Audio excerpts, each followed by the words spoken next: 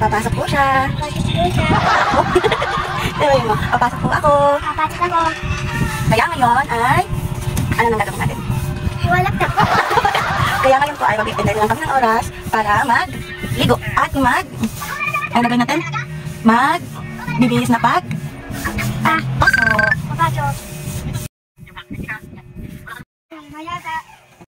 Intro, pasok!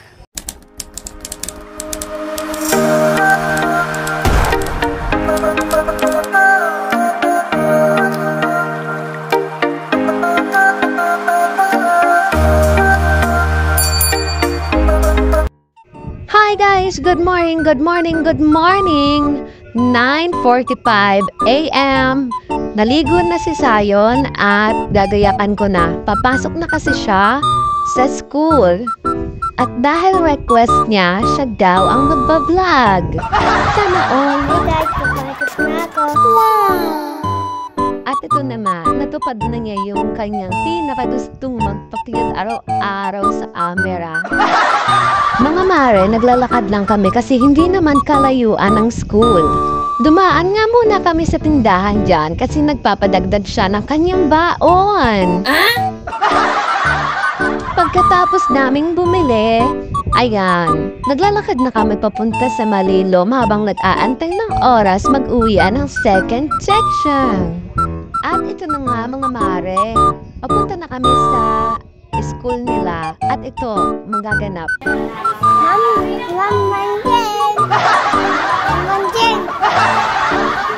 Nakakagulat lang talaga at hindi lang siya ang mahilig sa camera. May cute na lalabas dyan, panoorin nyo. Wait nyo lang, andyan na siya, ni. O diba, meron pa.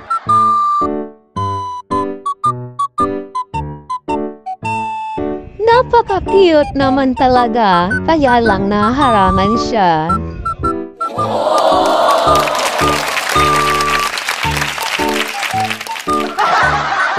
Pagkatapos niyan mga mi, papunta na ako ng grade 2 kasi kailangan ko nang mag-asikaso at sunduin ng ating grade 2 na anak. So ayan na nga mga mami, nasundo ko na yung anak ko at nagpapabili siya ng ice cream. Wow! Nang makabili nga kami ng ice cream ay agad din kaming umuwi at maglalakad pa kami pauwi ng bahay. Pagkatapos niyan, didiretso na rin ako ng daycare dahil kailangan ko na rin sunduin ang ating bunsuhan. At nang makarating na nga kami sa bahay, iniwan ko muna ang ating anak at ako'y didiretso na din sa daycare, pero bago yan dadaan muna ako sa sekretary ng Apple para may kuhain.